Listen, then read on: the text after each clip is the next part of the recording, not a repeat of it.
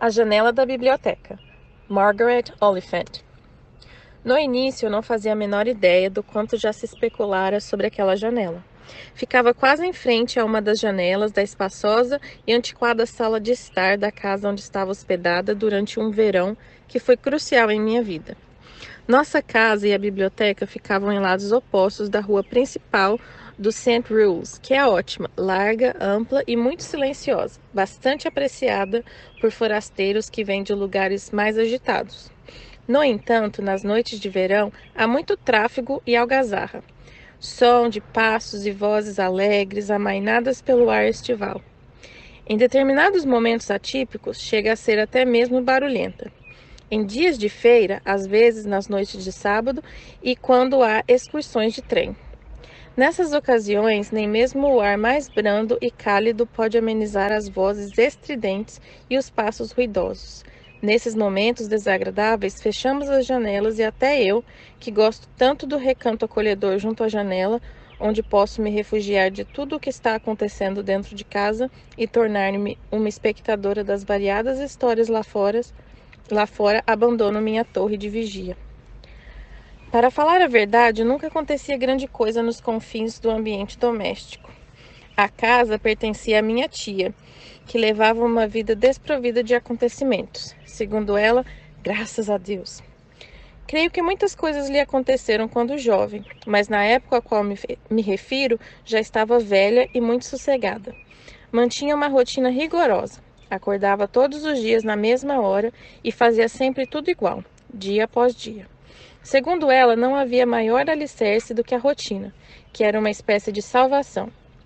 Pode até ser, mas é uma salvação muito enfadonha, e eu costumava achar que preferia um incidente, fosse qual fosse o tipo, a mera repetição do cotidiano. Naquela época, porém, eu era moça, o que faz toda a diferença, e o recanto intocado da janela na sala de estar era um grande conforto para mim. Embora minha tia fosse velha, talvez exatamente por isso, era uma mulher tolerante e tinha muito apreço por mim. Nunca disse nada, mas costumava sorrir ao me ver instalada sob a janela, com os meus livros e minha cestinha de costura.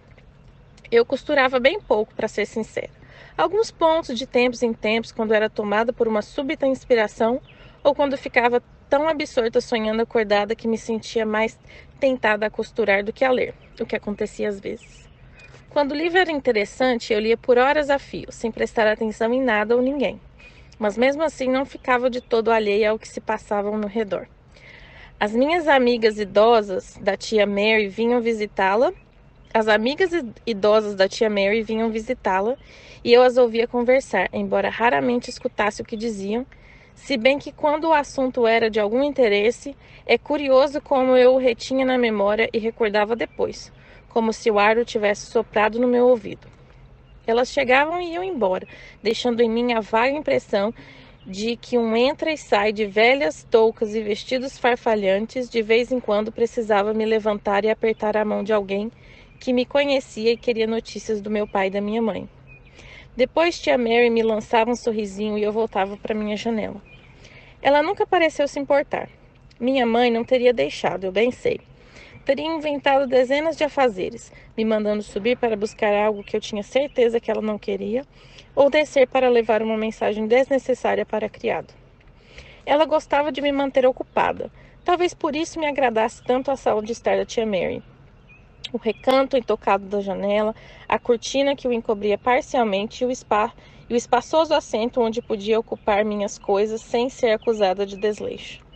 Sempre que tínhamos algum problema, éramos enviadas para o St. Rules para nos fortalecermos. Era o que tinha acontecido comigo, na época da história que vou contar.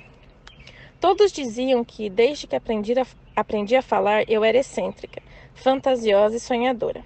Essas e tantas outras palavras usadas para constranger uma garota que gosta de poesia e é dada à reflexão. As pessoas não sabem o que quero dizer com excêntrica. Soa como Mid Wilfred ou algo assim. Minha mãe achava que eu devia me manter sempre ocupada para não cultivar tolices na cabeça. Mas na verdade eu gostava de tolices. Era até bem séria. Não teria causado problema para ninguém se tivesse sido deixada quieta no meu canto. Acontece que tinha uma espécie de clarividência que me deixava consciente de coisas nas quais não prestava atenção. Mesmo quando estava lendo o livro mais interessante, as conversas chegavam aos meus ouvidos. Eu ouvia até o que as pessoas diziam na rua quando passavam sob a janela. Tia Mary sempre dizia que eu conseguia fazer duas ou até três coisas ao mesmo tempo: ler, ouvir e olhar. Tenho certeza de que não ouvia muito e quase nunca olhava para fora com algum propósito deliberado, como certas pessoas que reparam o modelo das toucas usadas pelas mulheres que passam na rua. Mas era inevitável ouvir o que diziam ao meu redor, mesmo quando estava lendo meu livro.